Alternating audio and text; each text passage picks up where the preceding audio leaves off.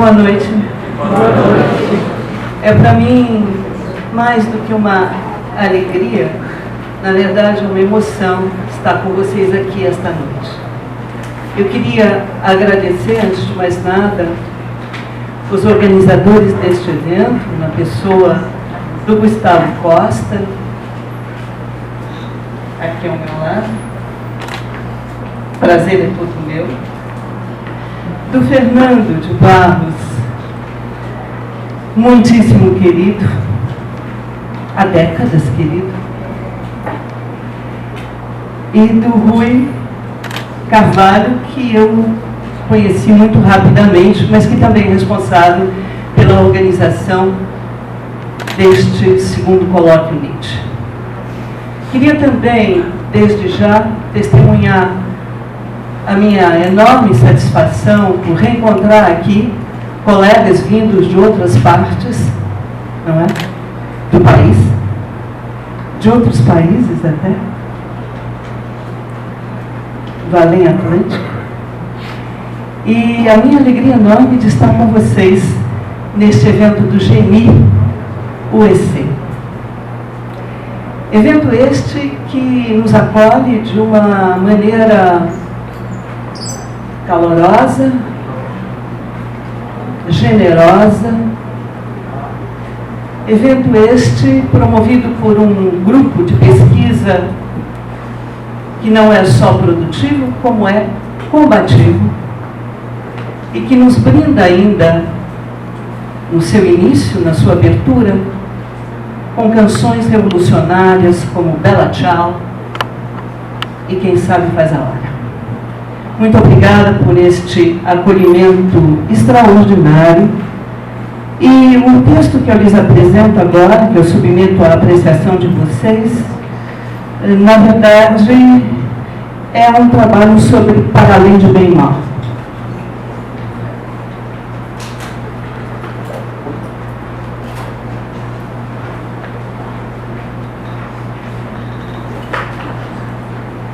E é, portanto, sobre esse livro que eu vou me deter.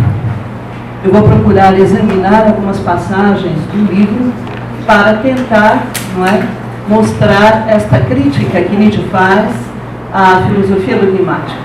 Entendendo desde já por filosofia dogmática, é uma acepção bastante ampla, no meu entender, nos estudos, nos escritos nietzschianos.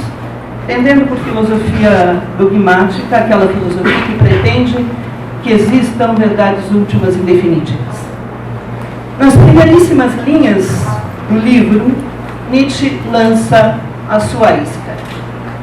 Cito: supondo que a verdade seja uma mulher, então não seria bem fundada a suspeita de que todos os filósofos, na medida em que foram dogmáticos, entenderam pouco de mulheres? De que a abominável seriedade, a desajeitada insistência com que até agora se acercaram da verdade foram meios inábeis e impróprios para conquistar os favores de uma dama? É certo que ela não se deixou conquistar, e hoje toda espécie de dogmatismo está em pé, com uma atitude triste e desanimada, se é que ainda está em pé. Identificando a verdade à mulher, Nietzsche deixa entrever que, cativante, a mulher exerce a astúcia e o poder de sedução. Nietzsche induz a pensar que, não se deixando conquistar, a mulher é exímia na arte de manipular. Ele parece sugerir assim que o belo, o faceiro, o gracioso, o lúdico, o leve, o suave, o agradável, são os traços característicos da mulher. Mas se os filósofos dogmáticos, para ela, para a mulher, para a verdade, inventaram um mundo inacessível, tendo em vista dela se resguardarem, cumpre agora questionar esse modo de proceder. É que, no fim das contas, eles, os filósofos dogmáticos, nada entenderam de mulheres. Portanto, nunca souberam lidar com a verdade. Ao desejarem conquistar a verdade a qualquer preço, possuí-la a todo custo, os filósofos dogmáticos lançaram mão de meios inábeis e impróprios, como vimos nas palavras de Nietzsche, meios inábeis e impróprios para conquistar os favores de uma dama. Ignoraram que o pudor é a virtude feminina por excelência. Incautos queriam tudo ver. Sem constrangimento, contavam despir a mulher com os olhos. Sem embaraço, esperavam desnudar por completo a verdade. Mas a verdade que a mulher bem sabe que tal verdade não existe, pois ela mesma não é a verdade que os filósofos dogmáticos acreditam que seja. Em outras palavras, a verdade que a mulher percebe como afronta a verdade doutrinária perseguida pelos filósofos dogmáticos. Com suas vestes e adornos, ela se põe fora de seu alcance. Cheia de pudor, opera em outro registro. Somos assim levados a afirmar que, ao criticar os filósofos dogmáticos em seu modo de proceder, Nietzsche elogia, pelo mesmo movimento, a mulher que se recusa a entregar-se a eles. E, por conseguinte, elogia a verdade.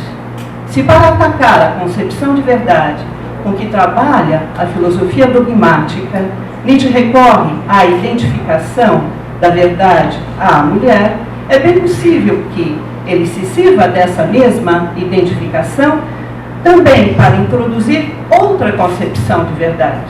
Enquanto mulher, com vestes e adornos, a verdade se mostra. Enquanto mulher, que se faz ver, ela se desvela. Não cabe aqui, porém, perseguir essa hipótese interpretativa. Eu não vou investigar aqui, neste momento, que outra concepção de verdade seria essa. Mais importante, a meu ver, é ressaltarmos agora que se engana quem toma ao pé da letra o que Nietzsche declara no S1. Lá, referindo-se a Para Além de Bem e Mal, ele afirma que depois de concluído o seu livro anterior, Assim Falava Zaratustra, nas palavras de Nietzsche, depois de resolvida a parte de minha tarefa que diz sim, era a vez da metade que diz não, que faz o não, a transvaloração mesma dos valores até agora vigentes. Fim da citação. Isso não significa, contudo, que as duas metades da sua tarefa estejam desvinculadas. Seria errôneo conceber as duas vertentes do seu pensamento, a face corrosiva da crítica dos valores e a face construtiva de uma nova visão de mundo, como comportamentos estanques. Seria equivocado apreender as duas exigências de seu projeto de transvaloração dos valores, ou seja, suprimir o solo a partir do qual os valores foram colocados e engendrar novos valores como determinações paralelas. Seria improcedente compreender sua dupla necessidade, a de aniquilar e a de criar, como atitudes independentes. Pois, como o próprio Nietzsche escreve em outra passagem de S1, cito, conheço o prazer de aniquilar num grau que corresponde à minha força de aniquilar. Em ambos, obedeço à minha natureza dionisíaca, que não sabe separar o fazer não e o dizer sim. Destruir e construir constituem, pois, momentos de um mesmo desenrolar. Aniquilar e criar são movimentos de um mesmo processo.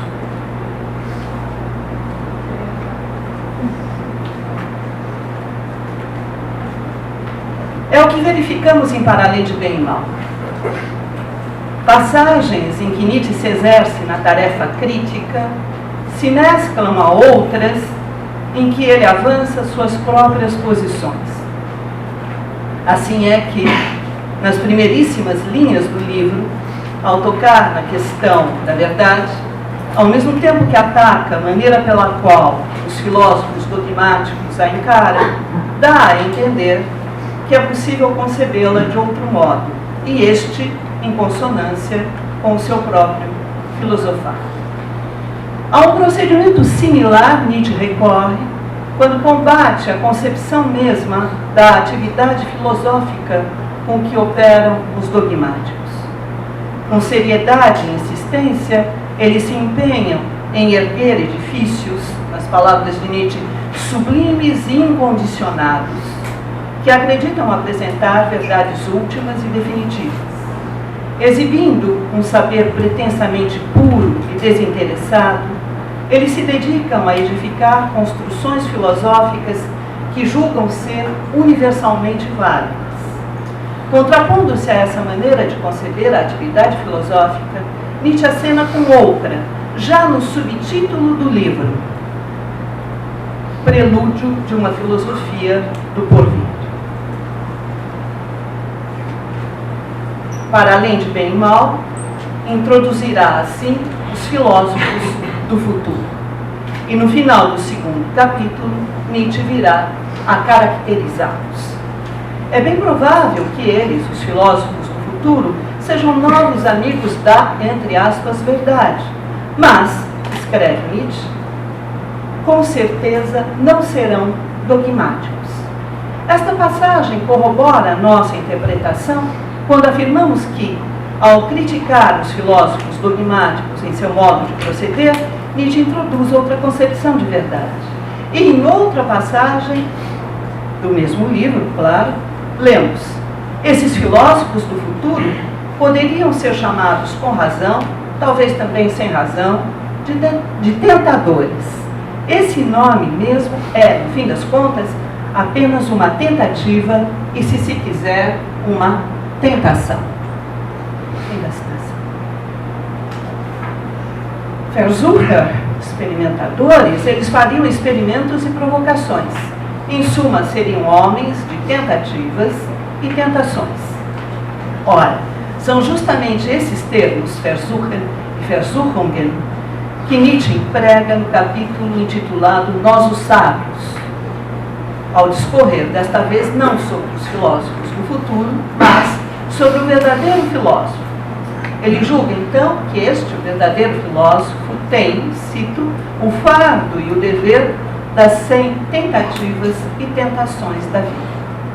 Somos, pois, levados a sustentar que, ao escolher como subtítulo para o seu livro esta fórmula, Prelúdio a uma filosofia do porvir, Nietzsche não só acena com outra maneira de conceber a atividade filosófica, como, de certo modo, já a coloca em prática. Não só anuncia o surgimento dos filósofos do futuro, como, em certa medida, dentre eles, 5.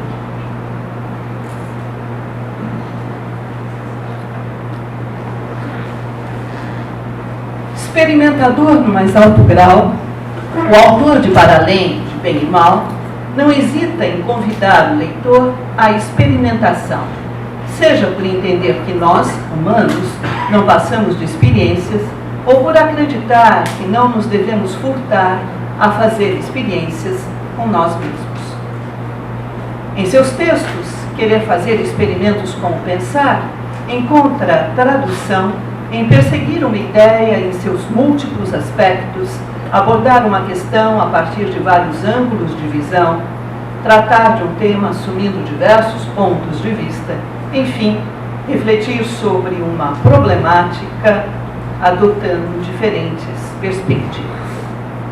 Delineando-se em seus primeiros escritos, essa intenção surge com toda clareza desde Humano Demasiado Humano e acaba por ser tematizada e reivindicada a partir de Assim Falava Zaratustra. Abraçando de modo cada vez mais decidido o que chamaríamos aqui, apressadamente, de perspectivismo, Nietzsche torna efetivo o caráter experimental do seu filosofar. Desconfiando de toda e qualquer atitude dogmática, nosso autor avança posições para colocá-las em questão, pondo sob suspeita toda e qualquer certeza adquirida, uma vez por todas, antecipa ideias para experimentá-las. Por isso mesmo, pode ser arriscado considerar verdadeiras as suas colocações. Nem verdades na acepção da filosofia dogmática, nem opiniões no sentido daquilo que preexiste à reflexão, as suas verdades, as verdades de Nietzsche, possuiriam caráter experimental. experimental. Nem verdades doutrinárias, nem meras opiniões, elas seriam temporárias. Teriam validade apenas até que surgissem outras, mais em consonância, mais de acordo com o próprio movimento reflexivo.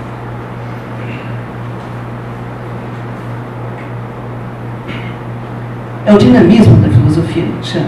Né? No meu entender, há 4 traços, pelo menos 4 traços, pode haver bem mais, característicos do pensamento nietzschiano. Um deles é o dinamismo, precisamente, né? Ao lado do experimentalismo, do perspectivismo e do pluralismo. Bem, no contexto de Para Além de Bem e Mal, é precisamente a filosofia dogmática que Nietzsche contrapõe sua filosofia experimental. Ainda no prefácio ao livro, ele traz razões de sua suspeita em face dos filósofos dogmáticos. Diz ele, eu cito: talvez esteja próximo o tempo em que se perceberá cada vez mais o que propriamente bastou para pôr a primeira pedra desses sublimes e incondicionados edifícios de filósofos que os dogmáticos ergueram até agora. Qual seria essa primeira pedra? Continua Nietzsche. Alguma superstição popular de um tempo imemorial, como a superstição da alma, que enquanto superstição do sujeito e do eu, ainda hoje não deixou de causar danos. Talvez algum jogo de palavras, uma sedução por parte da gramática, ou uma generalização temerária de fatos muito estreitos, muito pessoais, muito humanos, demasiado humanos. Vamos examinar cada um desses pontos. Presunçosos para construir seus edifícios sublimes e incondicionados, os filósofos dogmáticos teriam, na verdade, adotado pontos de partida que seriam banais. Eles teriam partido, como Nietzsche escreve, de alguma superstição popular de um tempo imemorial, por exemplo, a superstição da alma. Ora, se no campo da física houve quem sustentasse ser a realidade constituída por partículas ínfimas de matéria, no domínio da metafísica, Descartes, e não apenas ele, considerou a alma algo indestrutível, eterno e indivisível. Daí procederia a ideia de um eu fixo e estável, o sujeito responsável por todos os atos, inclusive o ato de pensar. A teoria do atomismo materialista encontraria ressonâncias na doutrina daquilo que Nietzsche chama de atomismo da alma. E ele esclarece logo adiante, no parágrafo 12, de Para Além de Bem e Mal, que me permitam designar com essas palavras, atomismo da alma, a crença que toma a alma como algo indestrutível, eterno, indivisível, como uma mônada, um átomo. E Nietzsche continua, taxativo. Essa crença deve ser banida da ciência. Fazendo um uso estratégico aqui do conhecimento científico, ele quer afastar toda concepção metafísica e, mais ainda, toda superstição religiosa. Mas ele continua nesse mesmo parágrafo 12, agora em tom confidencial, que fica entre nós. Com isso o quê? Com isso, a crença na alma deve ser banida da ciência. Com isso, não é de modo algum necessário livrar-se da própria alma agora entre aspas, e renunciar a uma das hipóteses mais antigas e veneráveis. Por ora, tudo se passa como se Nietzsche recusasse apenas a noção de alma introduzida pelo cristianismo e retomada pela metafísica, sem, todavia, negar a existência da alma. Prova disso é que ainda nesse mesmo parágrafo 12 de Para Além de Bem e Mal, ele declara: Está aberto o caminho para novas e conceitos tais como alma mortal, alma enquanto pluralidade de sujeitos e alma enquanto edifício comum dos instintos e afetos reclamam doravante o direito de cidadania na ciência. Trata-se, antes de mais nada, de abandonar a ideia de alma, tal como foi imposta pela religião cristã e retomada pela metafísica, para repensá-la a partir de outras bases. Tomando essa noção de empréstimo ao cristianismo, os filósofos conservaram essa maneira de conceber a alma e continuaram a considerar a alma eterna, única e indivisível. Recusando os atributos que lhe foram conferidos à primeira vista, o que Nietzsche parece propor é a mera inversão de todos eles. Mas, tendo em vista a fisiopsicologia nietzschiana, podemos interpretar de outro modo esta última passagem. Importa lembrar que Nietzsche sustenta que todas as formas orgânicas tomam parte no pensar, no sentir e no querer, de sorte que o cérebro não passa de um enorme aparelho centralizador. É por isso que ele introduz os conceitos de alma mortal, alma enquanto pluralidade de sujeitos e alma enquanto edifício comum dos impulsos e afetos. Ao pôr em cena as configurações pulsionais, Nietzsche não só repensa a noção de alma a partir de outras bases, como critica de forma radical os dualismos e oposições de valores com que trabalham os filósofos dogmáticos, como veremos logo mais. E, mais uma vez, ele procede de modo a exercer-se na tarefa crítica e, ao mesmo tempo, avançar as suas próprias concepções. Como exemplo de alguma superstição popular de um tempo imemorial, Nietzsche traz justamente a superstição da alma, e não o faz por acaso. Basta um passo para dela passar a outro ponto de partida que os filósofos dogmáticos adotam ao erguer seus edifícios sublimes e incondicionados.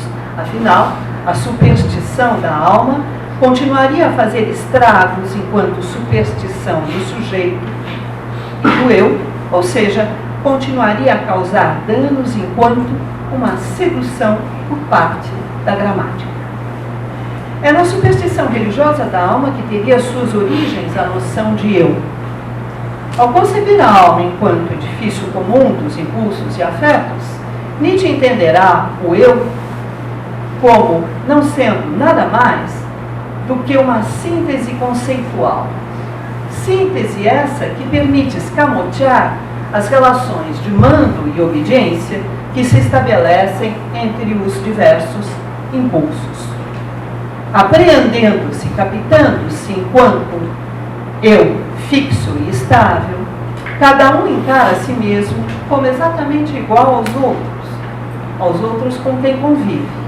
Contudo, não é apenas no quadro social que a ideia de eu serve para velar a distância entre quem ordena e quem obedece.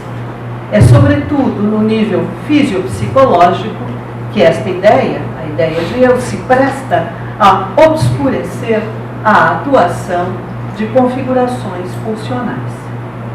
Opondo-se claramente à concepção cartesiana de res cogitans, é às configurações pulsionais que Nietzsche recorre para refletir sobre a noção de eu. Quando se diz eu penso, acredita-se ter a posse do pensamento. Ao considerar o pensar um ato, supõe-se que existe um sujeito que realiza esse ato, e atribuindo a esse sujeito estabilidade e fixidez, dele se faz uma unidade. Com isso, perde-se de vista o dinamismo, mais uma vez o dinamismo, dos processos pulsionais que constituem o próprio corpo. É nesse sentido que se pode ler esta afirmação de Nietzsche: um pensamento vem quando ele quer e não quando eu quero. De sorte que é uma falsificação do fato dizer o sujeito eu é a condição do predicado penso. Dessa perspectiva, a gramática, com suas seduções, nada mais faria do que desencaminhar a reflexão filosófica.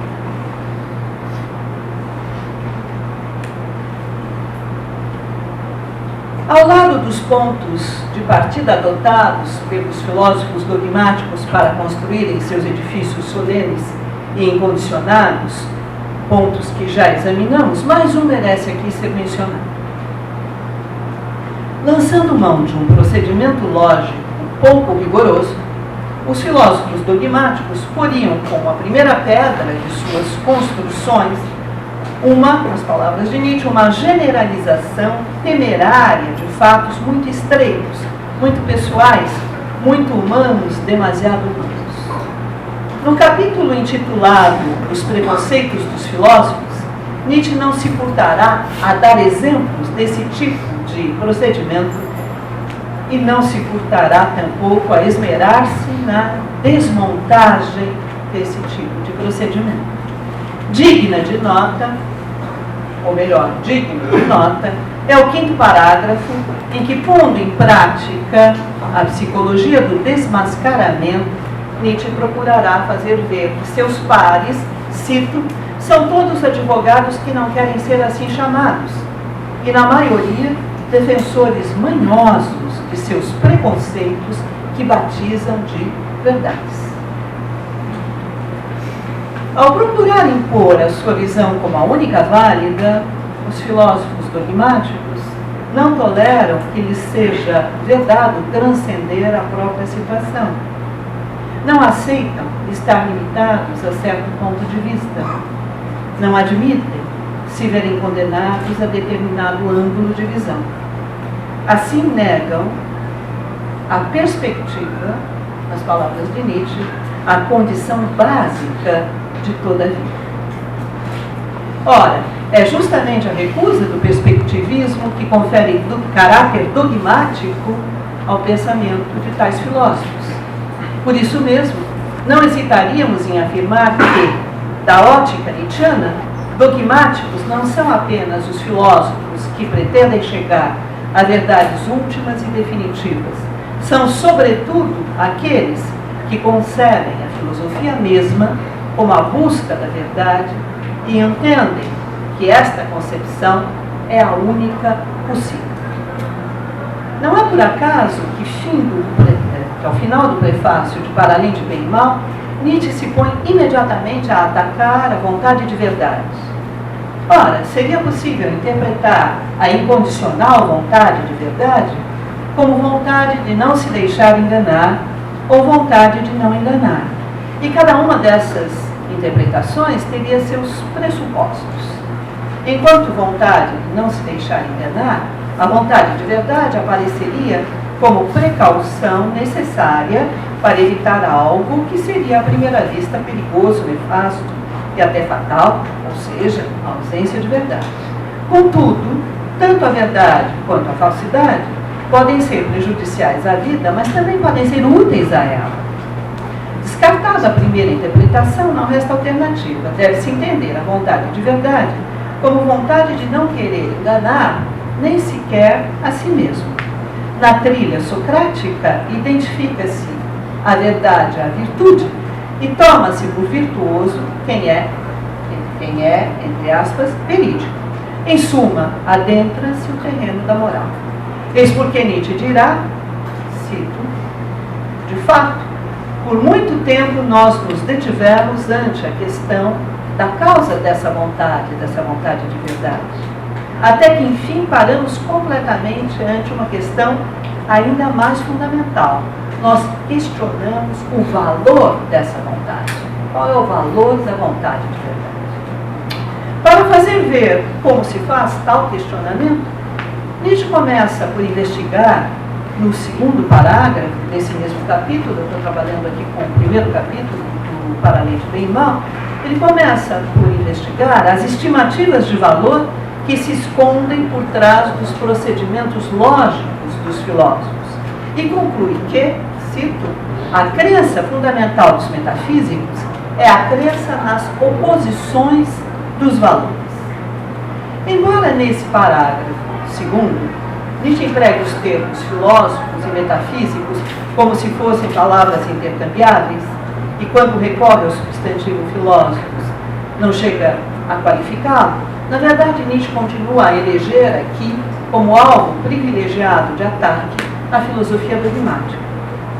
Pois são os filósofos dogmáticos que, ao recusar o perspectivismo, se deixam tomar por uma incondicional vontade de verdade. E é esta vontade de verdade que impõe certas apreciações avaliadoras e, em particular, a avaliação de que a verdade teria mais valor que a aparência, o engano, o erro. Mas, além de implicar a moralização que se faz sempre presente nos procedimentos lógicos dos filósofos dogmáticos, a vontade de verdade exige, para legitimar-se, a cumplicidade da metafísica. Esquecendo que a falsidade também é condição de existência, os filósofos dogmáticos opõem o saber à vida. Na senda platônica, criam, em contrapartida deste mundo, um outro mundo para abrigar a verdade. Mas como Nietzsche já deixou claro no início deste capítulo, não se trata mais de pôr-se em busca da verdade. Trata-se, isto sim, de questionar as estimativas de valor que tal busca pela verdade, esconde. É por isso que, em seguida, no terceiro parágrafo deste primeiro capítulo, Nietzsche faz considerações acerca das configurações pulsionais dos filósofos dogmáticos. Introduzindo pela primeira vez no livro o termo fisiológico, ele procura fazer ver que em cada forma de vida predominam certos impulsos e certos valores. Assim é, ele afirma, cito, por trás de toda a lógica e de suas aparentes soberania de movimentos, encontram-se avaliações, ou falando mais claramente, exigências fisiológicas para a conservação de uma determinada espécie. É por isso que nos parágrafos seguintes, Nietzsche tratará de mostrar, a partir de uma nova perspectiva, que os mais falsos dos juízos podem muito bem ser os mais indispensáveis para certa condição vital, o que implica em insistir, uma vez mais, na falta de probidade, na falta de honestidade dos filósofos. Por fim, completando esse submovimento, Nietzsche retoma no sexto parágrafo suas considerações de ordem fisiopsicológica, desenvolvendo a ideia de estreita relação que ele julga existir entre a atividade filosófica e as configurações pulsionais. Cito: quem observar os impulsos básicos do homem para examinar até que ponto eles aqui gostaram de fazer seu jogo como gênios inspiradores ou demônios ou duendes, verá que todos eles já fizeram alguma vez filosofia e que cada um deles gostaria de apresentar-se como o objetivo último da existência e senhor legítimo de todos os impulsos, pois todo impulso busca dominar e, enquanto impulso, procura filosofar. Fim da citação, um rápido parênteses. Enfim, depois de destruir a noção de eu, evidentemente, Nietzsche vai, logo neste primeiro capítulo de Para Além de Bem e Mal, ele vai insistir na ideia de que nós não passamos de configurações pulsionais. Nós somos, na verdade, uma multiplicidade de impulsos esses que estão sempre em luta uns contra os outros. E que, na verdade, cada um desses impulsos, de alguma maneira, quer tomar a palavra, ele quer prevalecer em relação aos demais. E quando prevalece em relação, quando um deles prevalece em relação aos demais, é este impulso que vai estabelecer avaliações, que vai avaliar, que vai se expressar, que vai tomar a palavra e que vai filosofar. Não somos nós que nos expressamos, são os impulsos que estão em nós que se expressam. Eu ia dizer através de nós, não sei se está muito correto, são eles que se expressam, porque este nós mesmo, quando eu falo em nós, eu estou me referindo necessariamente, dentro do contexto da filosofia nietzschiana, numa configuração funcional. Nada há senão configurações funcionais. É todo o corpo, células, tecidos e órgãos que pensam, sentem, é todo o corpo que pensa, sente e quer. Não há um aparelho neurocerebral responsável pelo querer e assim por diante. Portanto, enfim, é dessa perspectiva, no meu entender, que se pode ler esta passagem do 6º parágrafo do 1º capítulo de Para Além de Bem e Mal, quando Nietzsche diz que todo impulso busca dominar e, enquanto impulso, procura filosofar. Quando lemos, por exemplo, as Meditações Metafísicas de Descartes, nós vamos encontrar ali uma necessidade de sistema, não é? Que nada mais é do que a expressão de um determinado impulso. Quando lemos a primeira crítica, ou a segunda, de Kant, com a sua arquitetônica da razão, também temos aí um impulso que assim se expressa. E estes seriam para Nietzsche filósofos dogmáticos, porque acreditariam que, antes de mais nada, é preciso perseguir a busca da verdade. Este é o propósito. Enfatizando o papel desempenhado pela condição fisiopsicológica dos doutos, os eruditos, Nietzsche faz ver quão arrogante e desnecessária é toda reflexão que despreza o próprio ponto de partida. Quão pretensiosa e inútil é toda filosofia que ignora os seus verdadeiros móveis. Ao final do exame apurado e meticuloso que ele faz dos dogmáticos, Nietzsche poderia muito bem chegar a este diagnóstico: vontade de verdade. Isso poderia ser uma velada vontade de morte. E aqui voltamos uma vez mais à configuração fisiopsicológica. Razões não faltam, eu chego ao terceiro movimento do meu texto, terceiro e último. Razões não faltam para levar o autor de Para Além de Bem e Mal, sempre tão ansioso, tão preocupado com a probidade intelectual, razões não faltam para levá-lo a pôr sob suspeita seus próprios escritos. Assim é que no último parágrafo do livro, 296, ele exclama, cito: "Ah, que sois vós, afinal, meus pensamentos escritos e pintados.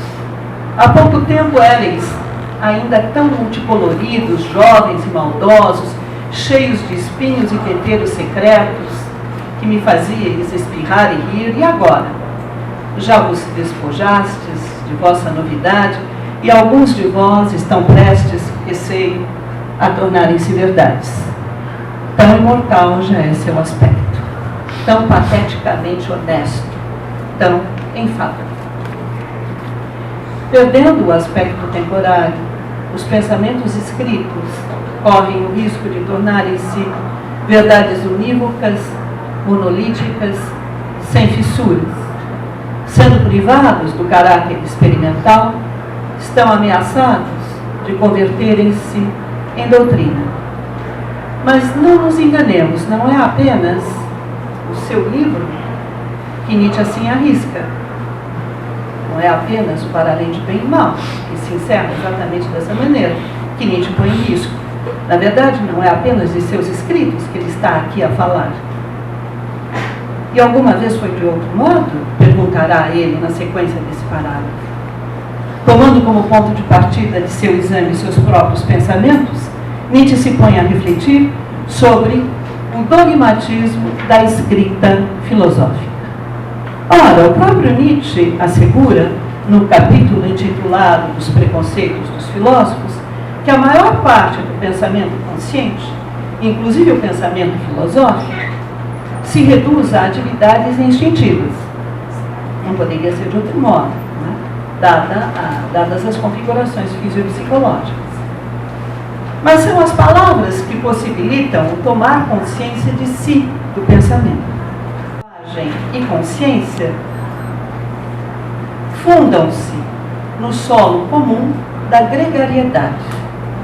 O indivíduo mais fraco, acreditando-se o mais ameaçado, é compelido a pedir ajuda aos semelhantes a fim de conservar a própria vida. Para tornar inteligível seu pedido, ele necessita tanto da linguagem quanto da consciência. Precisa lançar mão de signos para comunicar-se, mas antes tem de saber entre aspas, o que sente e o que pensa. Daí resulta que a consciência não faz parte da existência do indivíduo enquanto tal, mas surgindo de sua relação com o meio, a consciência remete àquilo que no indivíduo há de gregário. O mesmo ocorre com a linguagem. Também esta tem origem na vida em coletividade. Traduzido na consciência e na linguagem, o pensamento já se apresentaria sob certa perspectiva, a gregário. As vivências de um indivíduo, quando se tornam conscientes e se expressam em palavras, podem vir a perder o que tem de pessoal, singular, único. Passando pelo filtro da gregariedade, correm o risco de se tornarem comuns. Temos condições de compreender agora que Nietzsche assim se expresse nesse último parágrafo do livro, nesse último parágrafo de Para Além de Bem e Mal. Que coisas escrevemos e pintamos, nós mandarins com pincel chinês, nós eternizadores das coisas que se deixam escrever, as únicas que somos capazes de pintar. Há sempre apenas aquilo que está a ponto de murchar e começa a perder seu perfume. Há sempre apenas tempestades que se afastam e dissipam, e sentimentos amarelados e tardios. Há sempre apenas pássaros cansados de voar, que se extraviaram no voo e agora se deixam apanhar com a mão, com a nossa mão. Duas ideias reclamam aqui a nossa atenção.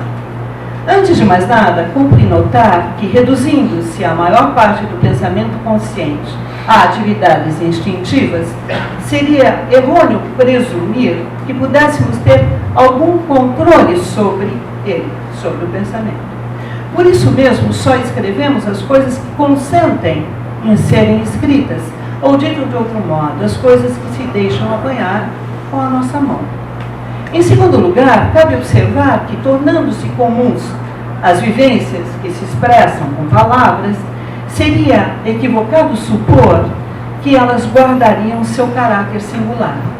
Eis porque só escrevemos as coisas que já ultrapassamos, ou como dirá Nietzsche, eternizamos o que já não pode viver e voar muito tempo, apenas coisas cansadas e mais que maduras. Ao que tudo indica, é impossível expressar o brilho que os pensamentos tinham quando surgiram. É impossível comunicar a vivacidade que eles possuíam quando emergiram. Enfim, traduzido em palavras, o pensar se vê despossuído do dinamismo que lhe é próprio. Ideia similar, Nietzsche traz num poema que permaneceu inédito. Escrito em julho-agosto de 1882, ano em que Nietzsche publica as 4 primeiras partes da Gaia Ciência, esse poema apresenta o mesmo título do livro e o mesmo subtítulo da sua 4ª parte. Cito: A Gaia Ciência, Sanctus Januarius. Este não é um livro. O que fica nos livros? Nesses sarcófagos imortais? Passado é o despojo dos livros, mas neste aqui vive um eterno hoje. Se de um lado Nietzsche já avança então a ideia de que só ficam nos livros as coisas gastas e exaustas, de outro ele revela o desejo de eternizar na escrita o presente. Pôr-se em consonância com o próprio movimento reflexivo, colocar-se em sintonia com o dinamismo do pensar, eis o que o filósofo espera de seus escritos. Mas como fazer o eterno hoje viver nos livros? 4 anos depois de redigir o poema, Nietzsche parece renunciar a esse seu desejo em Para Além de Bem e Mal. No final desta obra, ele dá a entender que, convertidos em escrita, os pensamentos da manhã se tornam pensamentos da tarde. Despojados de vivacidade, da vivacidade e do brilho que exibiam ao despontar, eles se acham agora reduzidos a pálidas imagens do que por antes, a pálidas imagens do que por instantes foram. E então, Nietzsche conclui: apenas para a vossa tarde eu tenho cores, meus pensamentos escritos e pintados. Muitas cores, talvez, muitas delicadezas multicolores, e 50 amarelos, marrons, verdes e vermelhos. Mas com isso ninguém adivinhará como éreis em vossa manhã. Vós, imprevistas, centelhas e prodígios de minha solidão. Vós, meus velhos, amados, maus pensamentos. E assim se encerraria o livro, Para Além de Bem e Mal, num movimento circular, começando com a suspeita do autor em face da filosofia dogmática e terminando com a sua desconfiança em relação aos seus próprios pensamentos. Pela atenção de todos, muitíssimo obrigada.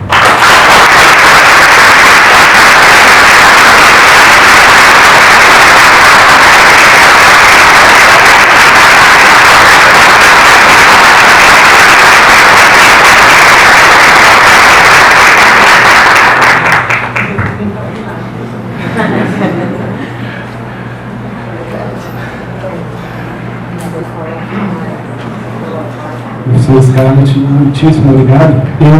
Antes de passar para as perguntas, pessoal, eu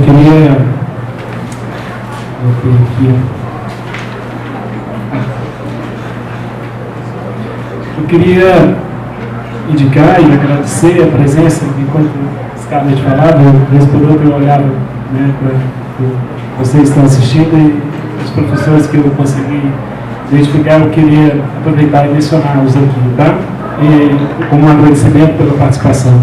O professor Trindade está aqui, muitíssimo obrigado, professor, pela presença. O professor Fernando Barros, também do UFC, o professor Hernando Chaves, que chegou agora há pouco de viagem, ainda vai para o hotel, mas já está aqui e vai fazer, inclusive, a nossa conferência de encerramento. O professor William Mattioli, da UFRJ, que já está ali mais a fundo. O professor Cristiano, aqui da Unicristos, que foram os primeiros a chegar, né? Os professores da casa, a professora Lília, o professor Tiago Mota, a professora Viviane, muitíssimo obrigado pela presença de vocês. A professora Roberta, que está ali, o professor Tiago, claro. Gente, muitíssimo obrigado pela presença de vocês. Eu gostaria. O professor Hernani, falei. E o professor Valdo Sampaio, que estava ali atrás também, da UNB, voltado e por trás da Luca. Pessoal, eu queria então passar as perguntas e acho que tem um outro microfone aqui, vou ligar e passo o microfone para quem tiver alguma pergunta, fazer algum comentário, tá bom? Já temos um momento. Nada? Pode perguntar.